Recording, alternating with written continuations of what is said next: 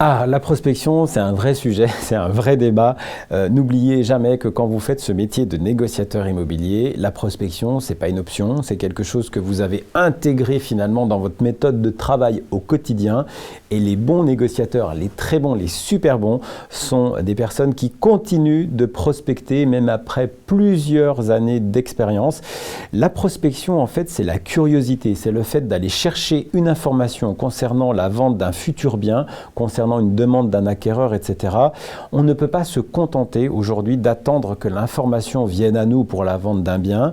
Le marché, on le sait, il est extrêmement concurrentiel. Donc la prospection, ça fait partie intégrante des activités du négociateur immobilier. Et ceux qui vivent la prospection de manière active ont de très très beaux résultats. Ceux qui la subissent, évidemment, c'est un peu plus compliqué, mais pour bien la vivre, il faut savoir justement l'appréhender dans les meilleures conditions.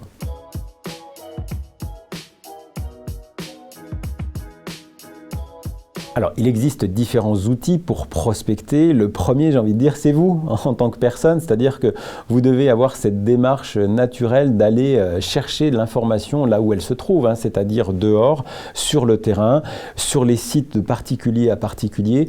Vous devez être en veille permanente de ce qui se passe sur le marché du particulier parce que vous devez être capable aujourd'hui de pouvoir amener des acquéreurs qualifiés sur un bien qui vient de sortir, soit dans le cadre d'un mandat de recherche, soit parce que vous aurez le bon discours auprès du prospect vendeur. Encore une fois, les outils mis à votre disposition sont des outils classiques, mais aussi des outils digitaux. Vous allez apprendre à prospecter aussi avec les réseaux sociaux, mettre en avant une recherche par rapport à des acquéreurs qui sont très qualifiés, très ciblés. Et puis je pense aux plus anciens dans la profession, ceux qui ont 5 ans, 10 ans d'expérience. Je l'ai testé à plusieurs reprises. Une source de prospection évidente, mais pas toujours travaillée, c'est la prospection auprès de vos anciens clients. Vous savez, ces clients qui vous ont fait confiance il y a quelques années, à qui vous avez vendu un bien, peut-être qu'au bout de 5 ans, au bout de 6 ans, ces gens sont susceptibles de revendre leur bien, mais ne font pas toujours appel à vous parce qu'ils n'y pensent pas. C'est pas qu'ils n'étaient pas contents de votre travail effectué quelques années auparavant, mais c'est qu'entre-temps, ils ont rencontré quelqu'un d'autre et puis n'ont pas forcément l'idée de vous recontacter. Donc le fait d'être sur des messages fréquents à destination de ces anciens clients, vont vous permettre d'aller cibler cette clientèle. Pour moi, là, il s'agit vraiment d'une prospection intelligente, ciblée auprès d'anciens clients, c'est votre fonds de commerce.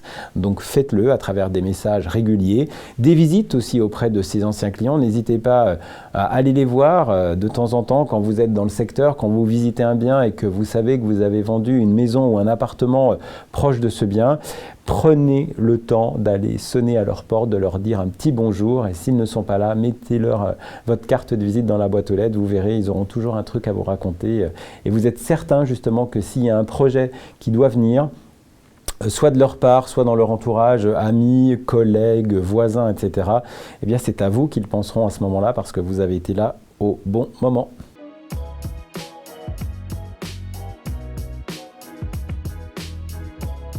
Alors, des astuces pour performer, oui. J'ai envie de vous dire que pour performer, il faut s'entraîner. C'est exactement ce que m'avait dit mon premier patron à l'époque.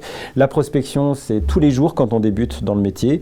Et puis, c'est régulièrement, même quand on est confirmé. Pourquoi? Parce que si vous le faites régulièrement, vous allez performer. C'est-à-dire que vous allez aborder la prospection de manière simple, de manière efficace et sans en avoir peur.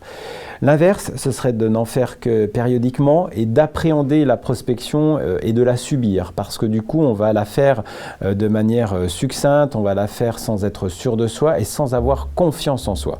Quand on la fait régulièrement, les premières erreurs vont nous permettre d'apprendre, vont nous permettre d'ajuster le discours et on va voir que finalement, plus on en fait, plus on est à l'aise, plus ça s'entend. Évidemment, si vous faites de la prospection au téléphone, votre interlocuteur va sentir que vous êtes parfaitement à l'aise avec cette méthode et va naturellement répondre à vos questions.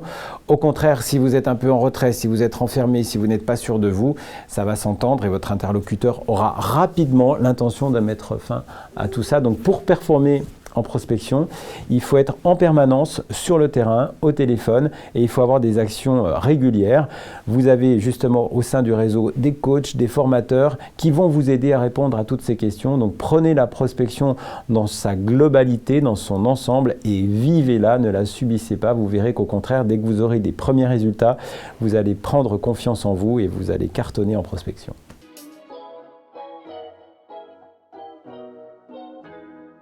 Doit-on arrêter de prospecter même quand on est justement professionnel, confirmé dans la profession?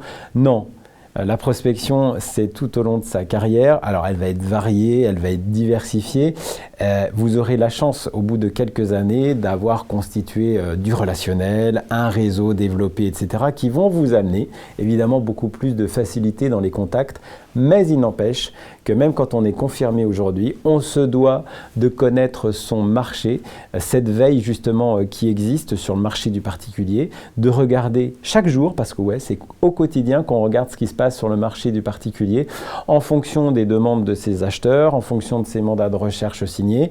Quand vous avez un client qui propose un bien à la vente sur votre secteur qui peut potentiellement convenir à l'un de vos acheteurs, eh bien vous devez le savoir. Donc c'est la raison pour laquelle aujourd'hui la prospection, ça concerne tout le monde, pas seulement les débutants. Et pour les plus anciens, il est bon de le savoir, car au contraire, quand on reste sur des acquis, on a tendance à se dire que ça viendra naturellement facilement, ces contacts vendeurs.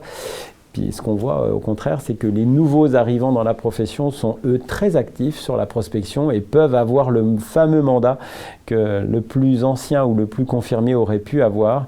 Mais le nouveau a été parfois plus rapide, plus dynamique, plus réactif. Donc c'est pour ça qu'aujourd'hui, j'ai envie de vous dire, on n'arrête pas la prospection, on la vit différemment.